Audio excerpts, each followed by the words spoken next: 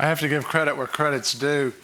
When we began to put together this course material, John and I and our staff were utilizing these interventions and these principles and seeing great fruit. But it took a Bill Peel to organize them into a way that people could understand them and that we could teach them. And then he's gone on now to, he and his beautiful wife, Kathy, who's in the back, who between them probably have, I don't know, 25 books published or something like that. And Bill's got his doctorate now, and so they're famous, around the world. And in the Work is Worship movement, Bill is one of the most known names. And so to have the opportunity to speak with him is kind of scary in a way for me. And then to come speak to you guys, the most intelligent healthcare professionals in the world are located in New York City. And I'm just kind of a country doc, and I get to come speak to you guys, and you should be teaching me. So I'm just nervous about this whole situation. And it took a long time to get here, and then took hours to make it in because of the traffic from the airport. We got in late, and I was just tossing and turning last night, not sleeping very well, and I had this nightmare. I dreamed I died and went to heaven. That wasn't the nightmare part. But in my dream, it was just like the movies. I mean, there were like white clouds, and there was this like white pearly gate and a white desk in front of it. And I walked right up, and there was a little white guy with the white hair and a white beard and a white name tag that said, "Hello, my name is Peter." And so I kind of walked up confidently, and I said, "Larimore, Walter L., checking in." And he said, "Let me check the book of life." He said, "We've got you." He said, "You were a physician, right?" I said, "I was." He said, "If you'll have a seat in the waiting room, we'll be with you in just a few minutes." It was then I realized that the theology of purgatory is real.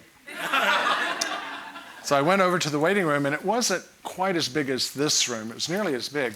But what was interesting was that there were little clocks on the wall, just countless little clocks. And I walked over, and they were all Rolexes.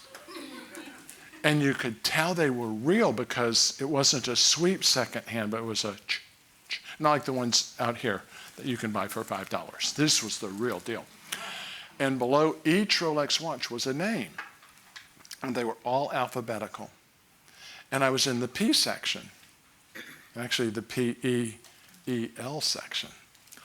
And I started looking, and there was Kathy Peel and Joel Peel and John Peel, and all the boys and all the girls and all the grandkids were all listed. But I got down to the W, and there was no William. There was no William Carr. I thought, everybody knows him as Bill. So I went back up the alphabet, and there was no Bill. And just then I heard my name, and I went back to the front office and to the desk, and they were making me fill out forms in triplicate.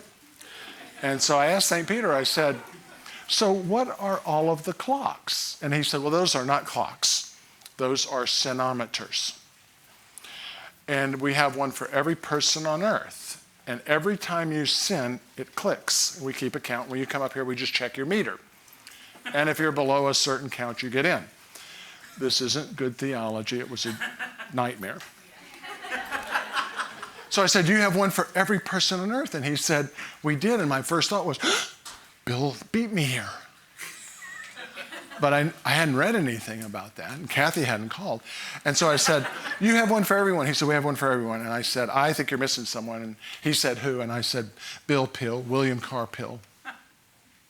He said, "Bill Peel, Bill Peel." He said, "I know that name, Bill Peel." And then he smiled. He said, "Oh, yeah." He said, "The boss has his in the back. He's using it for a fan."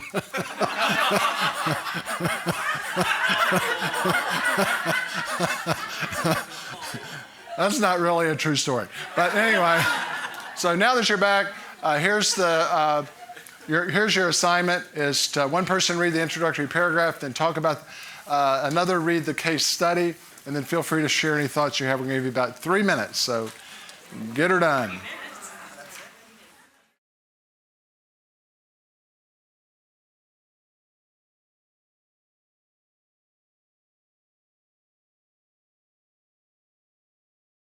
So the Jane that you just talked about was Jane in my practice.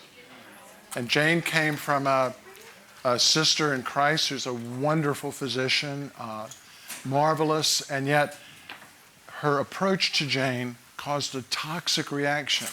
And she comes to my office, and what in the heck am I going to do? Because there's nothing more that I want to do than to have a spiritual intervention. But that's the penicillin allergic patient to whom I want to give penicillin.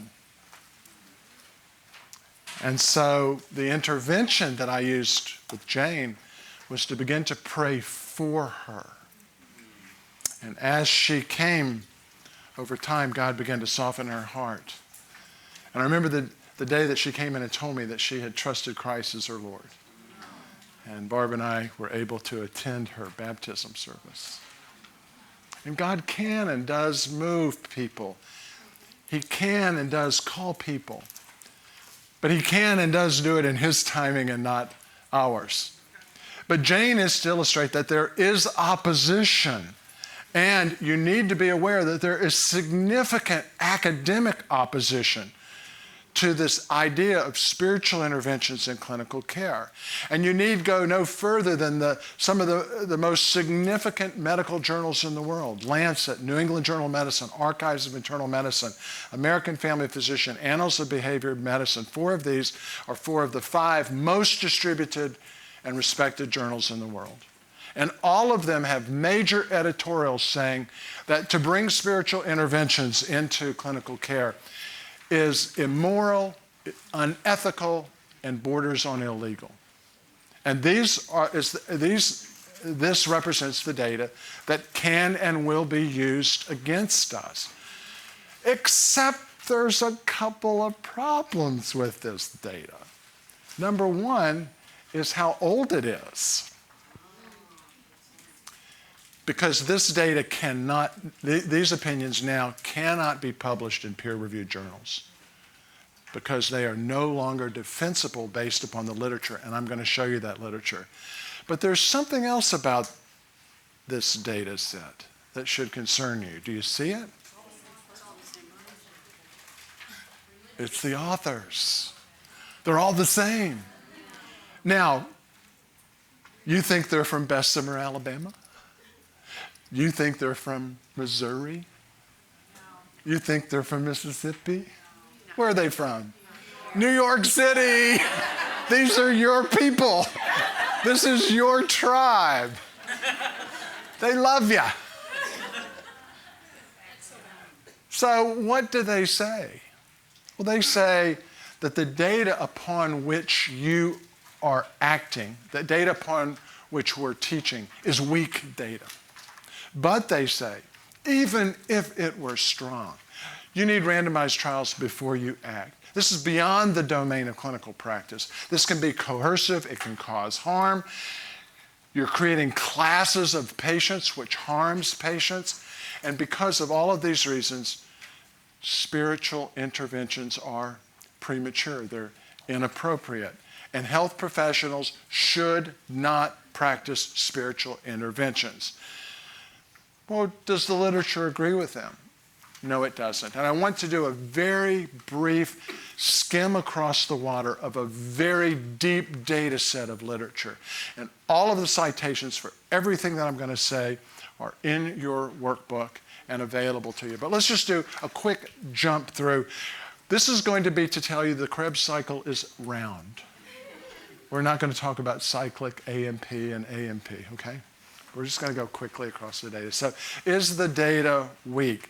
Well, the first edition of the Oxford University Handbook on Religion and Health that was published in 2001, when it looked at several of these editorials, simply said, we simply disagree. We simply disagree. Why? Because the data is strong. It's not weak. The data is strong. It shows that the benefits of spirituality and religiousness in its effect on emotional health, physical health, and relational health far outweighs any theoretical risks. Now, there are some risks to religiousness and spirituality, and we're going to talk about that in a later session. But the benefits far outweigh the risks. The evidence against spiritual intervention is not reliable. In fact, it's mostly opinion. It's what evidence-basologists would call consensus data of a few individuals. It'd be kind of level C evidence, if you would. Most of the evidence we're going to talk about is level A and level B evidence, much better evidence. Strong evidence supports basic spiritual interventions in clinical care. I'm going to show you why some forms of spiritual interventions are considered quality care and are required by both governing and financing bodies in medicine in our country. The quantity of data is, I guess we could say substantial. I would say is stunning. Let me just give you one example from the literature from 3 years ago. This is a summary of the data from the most recent edition of the Oxford University Handbook on Religion and Health. And what they do in this is look at, they count in 3-year aliquots the number of studies that are published in either and referred to either in Medline or in Google Scholar, looking at the relationship of spirituality and religion to physical, emotional, and relational health. If you look at the 2009-2012 aliquot in Google Scholar, there are 7,200 studies published in that 3-year. Now, these are not cumulative data. This is 3-year by 3-year data. So we're looking at an accumulation of over 50,000 studies over the last 2 decades. If we look at the 2006 to 2009 Medline data, you're looking at over 4,200 studies. It's a huge amount of data. About 50% of these are original research, and about 50% are editorial or case studies or population studies or that sort of thing. So it's a substantial amount of data. And you may say, well, I hadn't seen that much. I mean, I read the family medicine literature, and I don't see that much. And you may read the surgical literature and say, I hadn't seen that much. Or you may read the nursing literature, and you say, I hadn't seen that much. It's because it's spread widely across a wide variety of disciplines, medicine and health and social sciences. But all of these that were counted were in peer-reviewed journals. And the quality of the data is high. In fact, Harold Koenig, who's a psychiatrist at Duke, he was the key editor of the most recent edition of the Oxford University Handbook on Religion and Health, took 3,300 of what he thought would be the highest quality studies and applied what's called a Cooper score. It's just a measure of quality.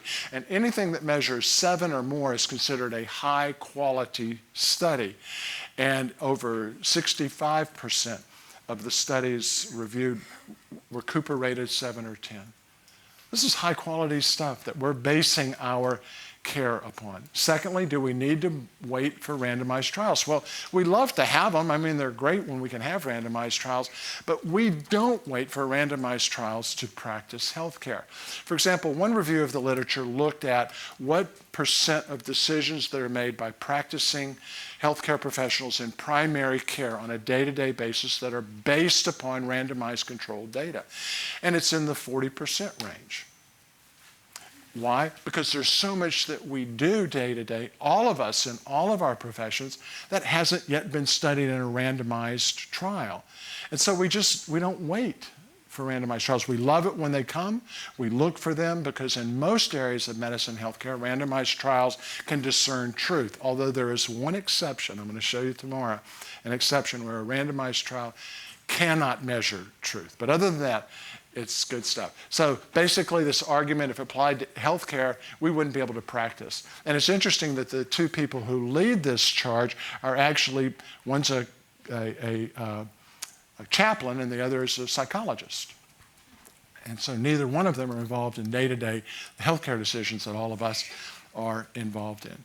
What about the idea that it's beyond the domain of practice? It's not appropriate for you guys to talk about spiritual things. Well, standard evidence-based care is that anything that is of interest to the patient, that the patient desires, that intersects with their health care, that is evidence-based, should be addressed by those people who care for them. And health professions often will offer quote-unquote non-medical advice based upon the evidence. I had a patient recently, she was trying to decide, should she live with a guy or should she wait and marry him? I could give her a biblical answer. From her history, I know that, her spiritual history, I know that's not something she's interested in. But I can certainly give her an evidence-based answer that had nothing to do for why she was there with a sprained ankle. But it was completely appropriate. Was it within the domain of practice? Absolutely. It's considered quality care. What about the concern of clinical dualism? The idea that, hey, if your practice recognizes, and you guys are Christians, so if your practice recognizes the Christians and the non-Christians, you have created a clinical dualism. You're separating your patients. You're going to treat them differently. That would be bad. That would not be good. Bad little cookie, right? That would not be good. Well, the fact is, classes of patients are a reality. We don't create smokers and non-smokers. We don't create drinkers and non-drinkers. We don't create Christians and non-Christians. They come to us in that reality. And good health care is to find out, where are they in those decisions, and do those decisions affect what they've asked us to care for with them? So patients make those decisions. So we put in our review, classes of patients like smokers and non-smokers are created by the patient, not by us. Our job is to use our patient's history to recognize the differences, assess the risks, and make data-based recommendations. Is it coercive? Well, I guess we could admit that it could be coercive. Spiritual intervention, spiritual care could be coercive, especially if not data-driven, not administered with respect, sensitivity, and permission, right? It could potentially be coercive. But data-based recommendation on social and spiritual issues in general are not only not considered coercive, they're considered part of quality health care. Could they cause harm? Well, I guess we could admit that any intervention could potentially cause harm. But there is no evidence that spiritual interventions administered with respect, sensitivity, and permission have caused any harm to patient groups. And just the opposite, and we'll get into this after dinner. Patients with negative spiritual beliefs that are not addressed are subject to dramatic increases in morbidity and mortality, irrespective of the healthcare spectrum into which you've been called. Let me say that again. Negative spiritual beliefs will impact dramatically morbidity and mortality. If you do not ask about it, you will not know about it. And we'll go through that data in a later session. But by respectfully exploring spiritual topics with patients who are open to spiritual topics, we're much more likely to help than to harm. Can professional problems occur when well-meaning faith-based physicians or health professionals faith push a patient opposed? Jane's a perfect example. Yes, absolutely, we can. But to avoid spiritual dualism, could we harm patients by using inappropriate interventions anyway? Absolutely. Absolutely. Are they premature? In my review, I wrote it this way: the rhetoric decrying the incorporation of basic and positive spiritual care into clinical practice is not based on reliable evidence. There are sufficient research-based reasons for clinicians to provide basic spiritual interventions.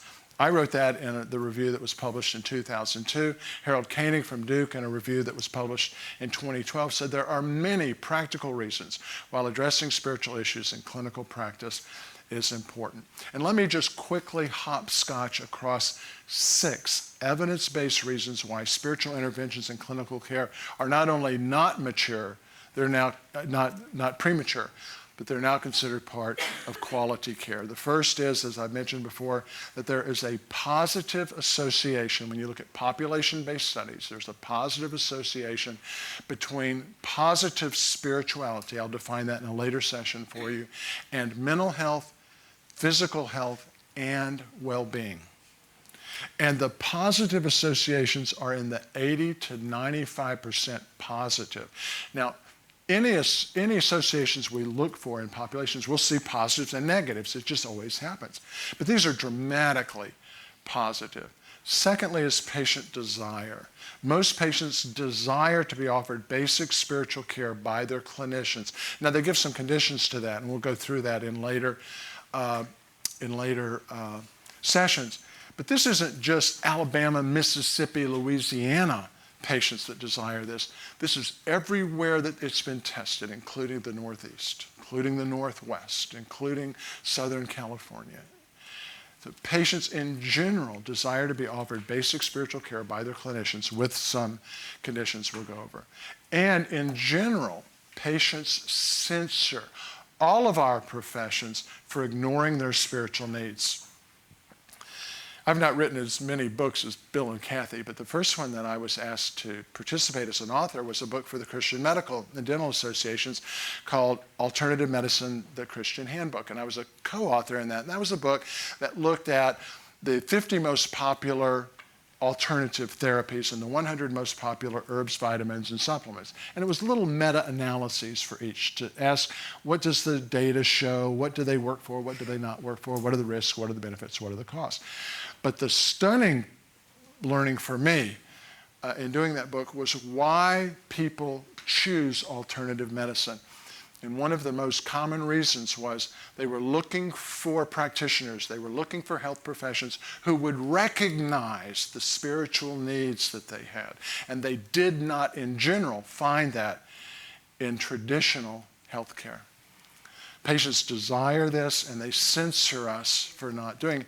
And despite the few critics who would say otherwise, most clinicians believe that spiritual interventions would help patients. And this is clinicians, whether they're Christian or non-Christian, whether they're faith-based or not, whether they're agnostic or atheists. In almost every field of practice that has been studied, clinicians believe that in general, patients who want this type of care get benefit from this type of care. By the way, this is a huge shift in the perception of spirituality. And I'll give you just an example. For those of you that are involved in mental health, DMS-3, Lane, I guess the vast majority of the examples of psychosis used religious clinical examples. And yet we know that religion is actually protective. Religiousness and spirituality is protective against psychosis. And so, but the trend in psychiatry and mental health at that time was to think religiousness is crazy. Now we know that that's not the case. It's actually protective against craziness. So most clinicians believe spiritual interventions would help. And professional training. Every single professional organization that has been asked to weigh in on the question, should health professionals be trained in spiritual interventions that are desired, have spoken positively about that. In fact, the first was the American Psychiatric Association in 1989. And then every professional organization through the 90s and into the early 2000s believe that it's appropriate. Educational institutions, we now know that close to 90% of medical schools are offering some information about spirituality and religiousness. It's an increasing number of nursing schools, and it's not just in the United States. We know that this is happening in Great Britain and also in Brazil. And then there's the anecdotal evidence that indicates that clinicians who've received training find it immediately helpful. And we've now trained physicians in 80 countries, over 20,000 healthcare professionals that have been trained by Christian medical and dental associations.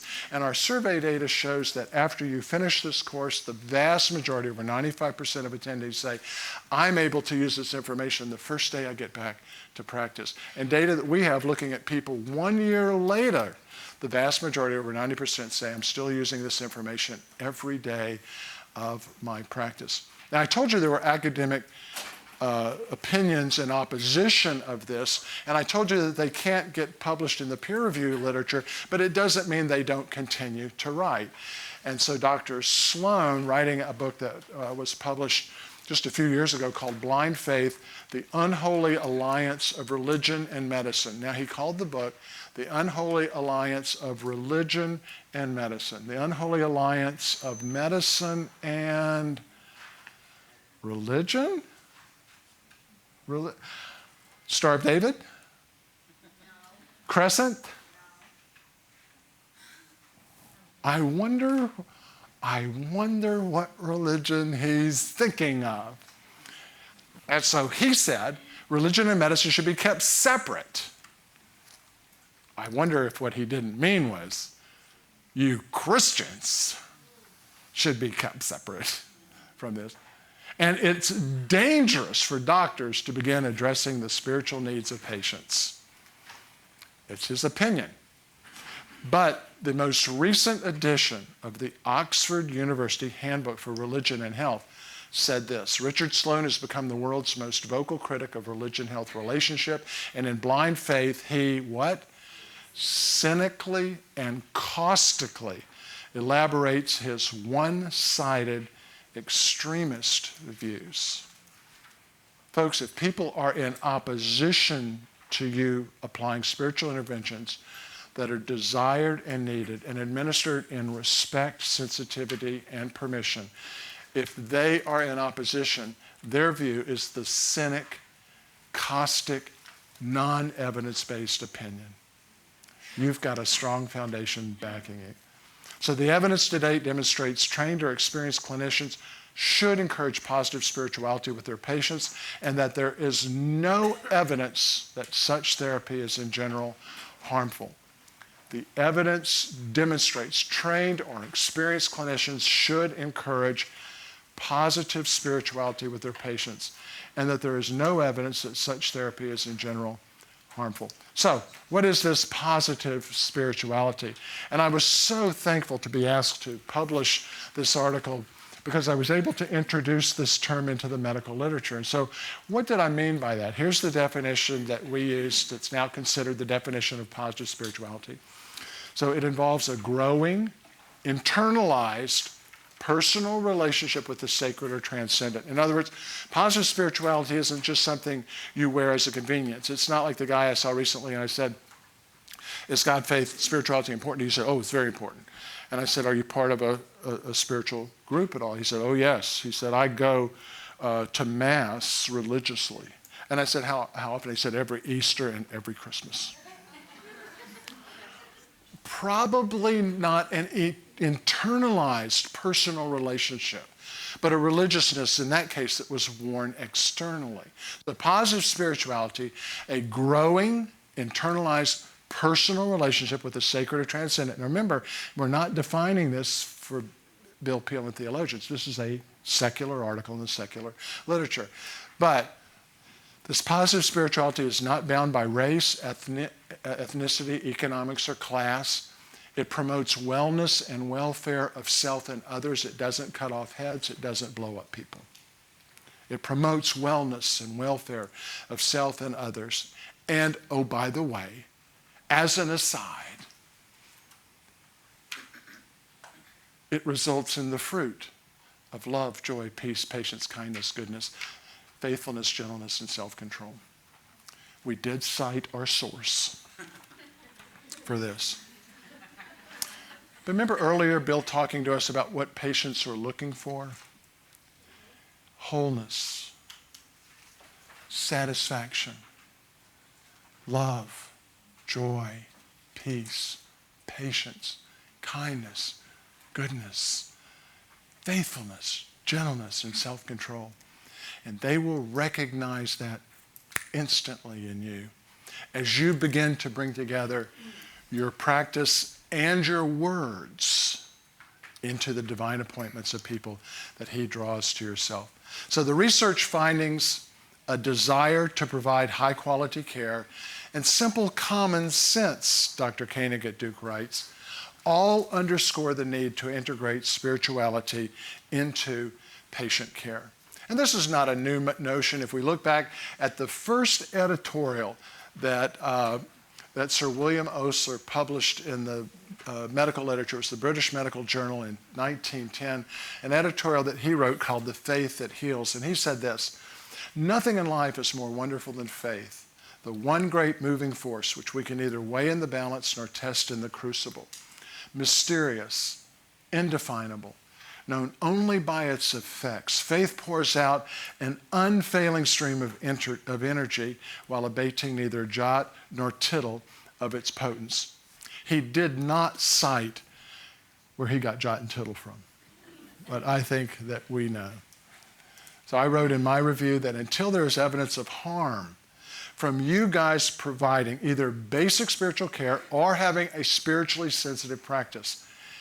Remember, I used to say interested clinicians. I would now say all clinicians and systems should learn to assess their patient's spiritual health and to provide indicated and desired spiritual intervention. It is highly ethical for healthcare professionals and even healthcare systems to assess their patient's spiritual health and needs and to provide indicated and desired spiritual interventions.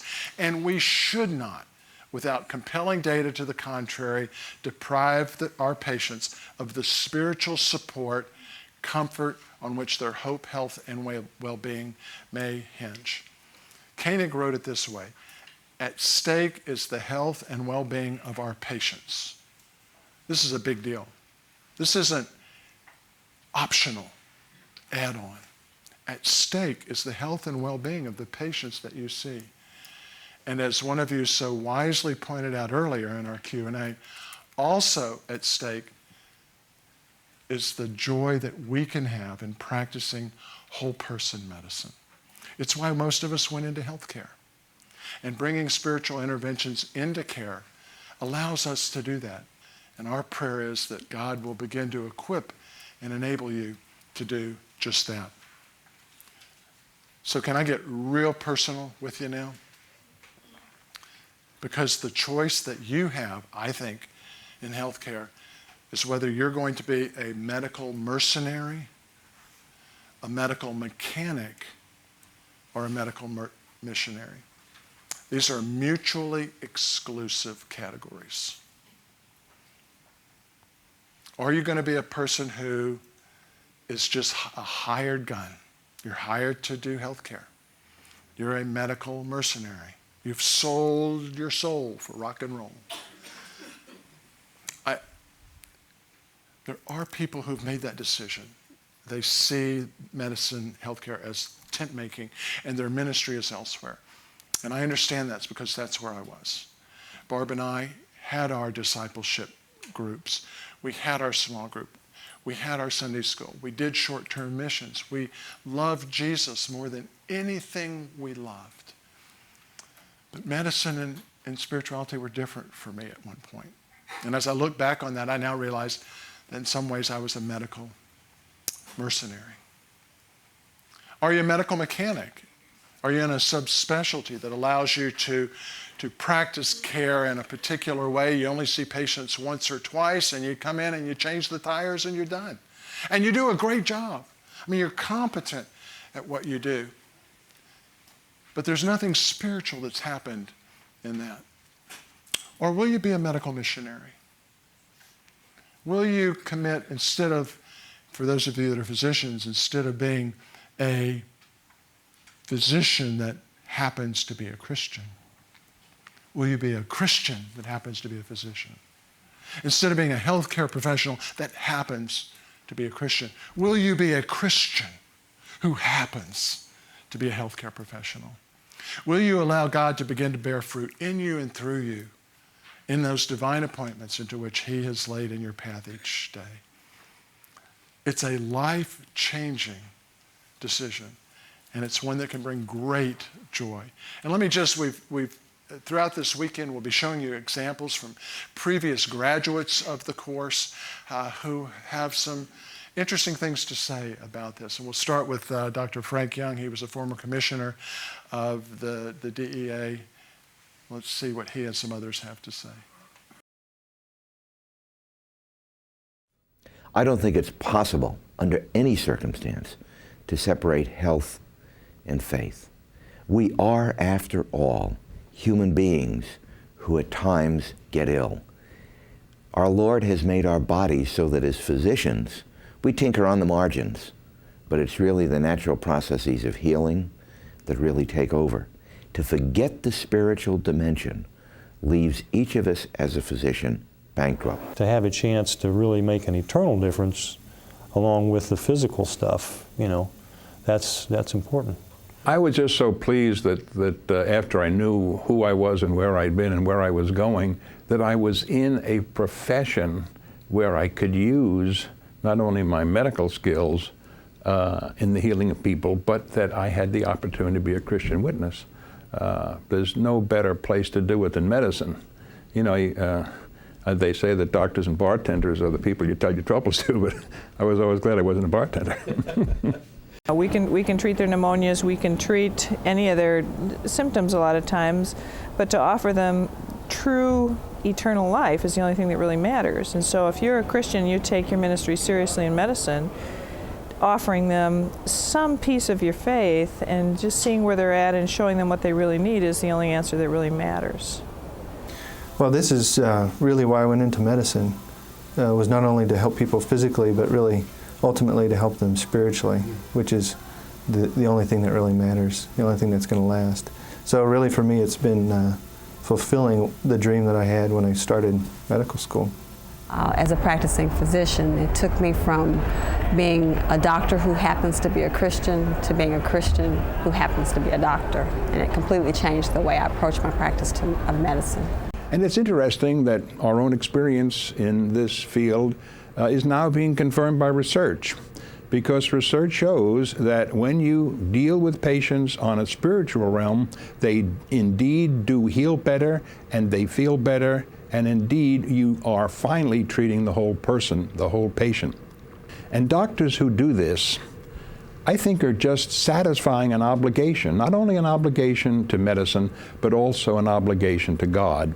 And I think it's extraordinarily important that we live up to what is the expectation that our whole community has, that when you see a doctor, you're being treated for all of your problems at the same time. And they want to know that they're being taken care of by a physician who's not just technically capable, but also understands that in any illness there is a spiritual component. And that's part of the healing process. We need to be complete physicians and looking at more than just a tiny part of the patient. I think every doctor understands this, but he may not put it in my words if he hasn't got a Christian background, and that is man is a trinity. He is a soul, he occupies a body, and he has a spirit. And therefore there is physical medicine, and there is emotional medicine, and there is spiritual medicine. And you never should use one for the other. It doesn't work.